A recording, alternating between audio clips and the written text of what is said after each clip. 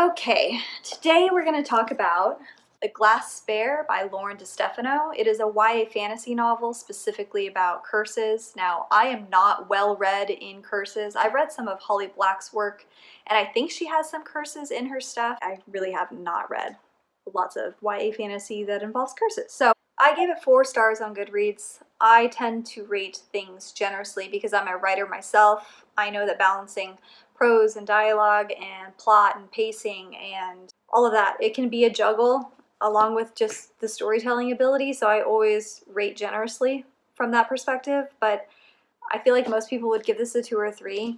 Stefano has good writing. She has strong writing, like her prose is good, she has good dialogue.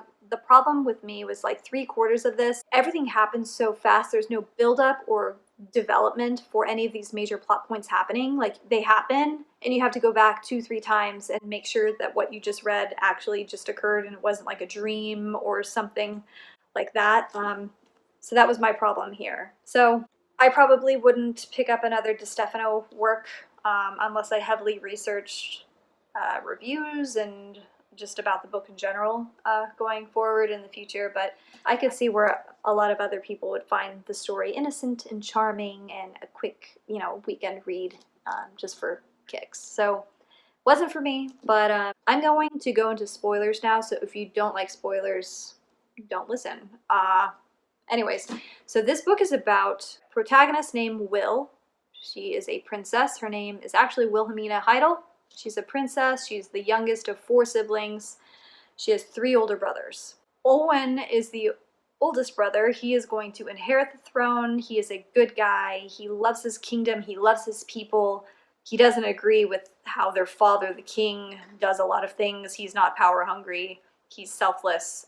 The second brother, Baron, all of the siblings avoid him. He's just kind of like the black sheep. He's creepy. He has an evil streak to him. He's done some things in the past that are pretty bad as far as brothers go. So everyone just avoids him at all costs in the castle hallways, and no one keeps tabs on him or cares what he's doing. They just try and not interact with him whatsoever. So he's kind of the outcast brother.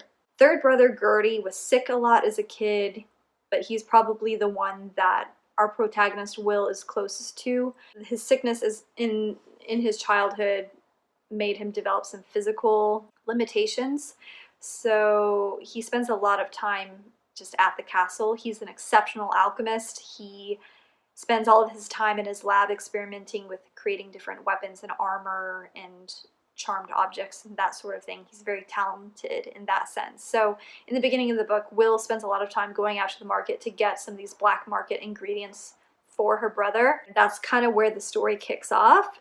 She goes out, has a bad run-in with a bad merchant dude who tries to take advantage of her in not a good way and kind of physically overpowers her, and she touches him and he turns to gemstone. So she kills the guy.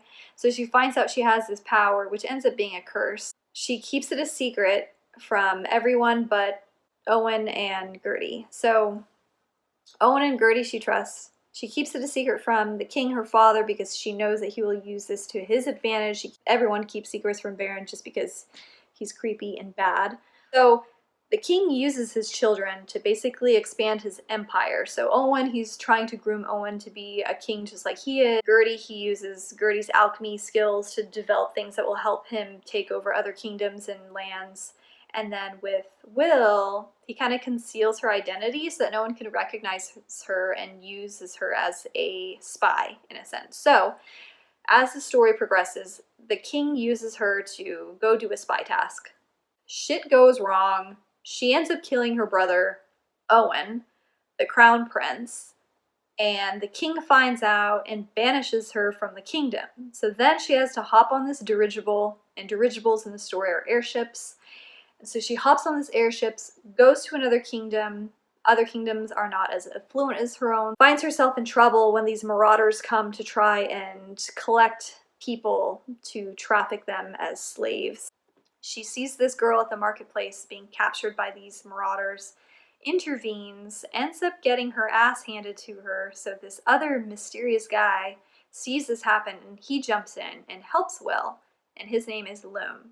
So then it's like this insta love story, and like I was talking about, is just like them pushing and pulling against each other, trying to hide who they are. It turns out Loam is the prince of this kingdom. He tried to assassinate his father because his father is not a good dude, gets himself banished and a curse placed on him so that if he approaches the palace, he will get sick and die. So in this world right here, the way curses work is that if two people have a curse, then they cancel each other out. So she can touch Loam and he will not turn into gemstones. So he is immune to it because of his own curse, which, okay, like fine, that's fine. This just occurred to me while I was trying to clean up and edit out parts where I'm just meandering and going on and on. But if the curses cancel each other out, okay, if you want to make your world so that people who are cursed cancel each other out, it's fine if Will can touch Loam. I have no problem with that. But then where I get a problem is, okay, if both Loam and Will are at Loam's castle in his kingdom, if she's nearby, if she's with him, then why is he still getting sick and dying when he goes to the castle, if that's how curses work in this world? So that's one thing that was not resolved for me. There was another thing that did not get any kind of resolution whatsoever, but I can get into that in the second review of the sequel. So I don't know. It's discrepancies that kind of makes me want to knock it down to 3, but as a rating, but I don't know. I'll probably keep it at 4. But that's just another discrepancy that I noticed as I was going back and editing, because it just makes sense logically. If curses cancel each other out, then it has to work both ways. The other part was people with curses are drawn to one another, so their insta-love is explained in a sense that because they're both cursed, that's why they're drawn to each other and attracted to each other, which, fine. It bothers me. But anyways, so we find out both of them have evil king fathers. Since she accidentally killed her brother that was going to take the throne one day, now Baron, the evil sibling, is next in line to take the throne. And then with Loam, since he was banished from his own kingdom, his sister, who is apparently not a good person and is violent and kind of evil, she is going to be the ruler of that throne. So stories about them navigating their love, like is it actually love or is it just the curse that's bringing them together, and then them trying to get their kingdoms back. And part of doing that is Will has to find out how she got cursed in the first place. She has a birth curse, so it's a lot of trying to uncover what happened in her family's past that led to that. So, meh.